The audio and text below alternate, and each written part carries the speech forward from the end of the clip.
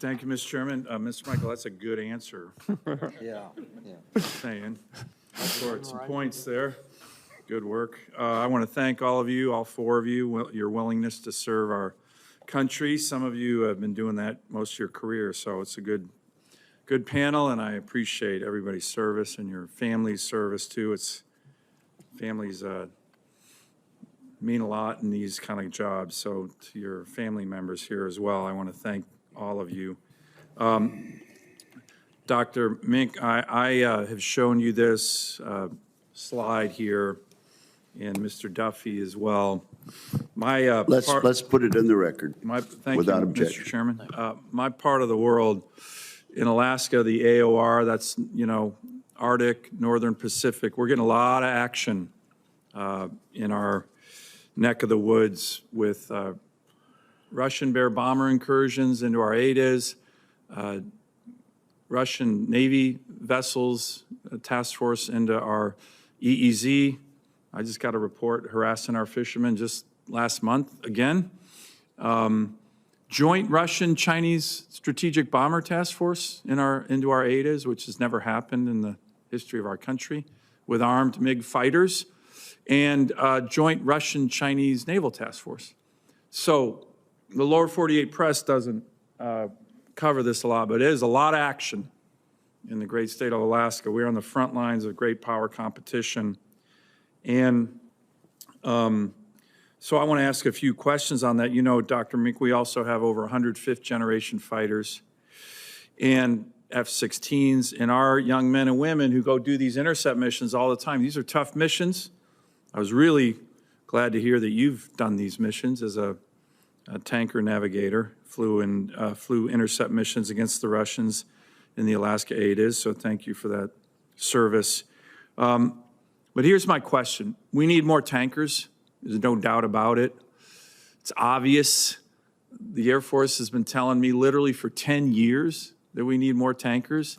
It went from KC-46s, yeah, we're going to put them up there, to well, now we're going to put them all, not OCONUS, but CONUS. I don't think that makes any sense, but that was the decision. Then they said, but we know we need more tankers in Alaska, so we're going to move KC-135s from Kadena to Alaska.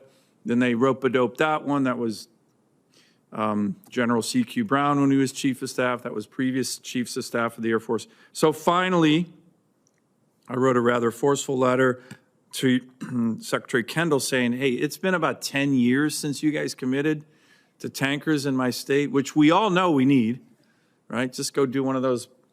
I mean, these guys go intercept Russian Bear bombers. They got to tank 4 to 5 times just to get there. Really tough missions that our young men and women do a great job at. So the Secretary Kendall in the fall wrote and said to me, yes, Senator, the 4 KC-135s are coming. We had one, and then I was just home over the weekend with some folks saying actually they moved that one back. So can I get your 110% commitment? These 4 KC-135s are coming to Eielson. Our Air Force needs them. It's been 10 years since the Air Force committed to me on this. I'm getting a little impatient, as you can tell, but this isn't a hard call. Everybody and their mother knows that we need more tankers up in Alaska. Given the action, given if we have to surge forces from the lower 48 to Indo-PACOM, they're all going to fly over Alaska anyways. So can I get your commitment on that? No bobbing, weaving, just tell me yes. So, Senator, if Secretary Kendall committed to moving 4 tankers up there, and everybody for 10 years they've been committing, then I will work to follow through on that, Senator. Oh, that's a yes. Yeah, that's a yes, Senator. Great, thank you, Mr.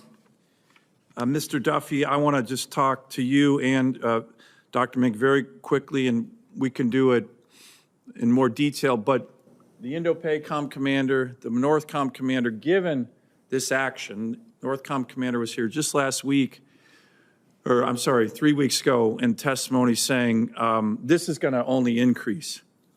And we need the infrastructure to deal with it. As I just mentioned, our great airmen have to fly 1,000 miles just to get to the ADAs, just to intercept. So they have suggested, the NORTHCOM commander, more infrastructure at Dead Horse in Alaska, Galena, and very importantly, ADAC, and an Air Force hangar with regard to tankers. Can I get your commitment to work with me, both of you, on those infrastructure projects that the Northcom and Indo-PACOM commander have both testified in the last month that they need. Will give me a chance to get to Alaska, Senator? I will commit, yes, sir. Yeah, we know you're coming to Alaska. Yes, sir. Dr. Meink, Thank you. Yes, Senator. thank you. Thank you, Mr. Chairman. Thank you, Senator Sullivan.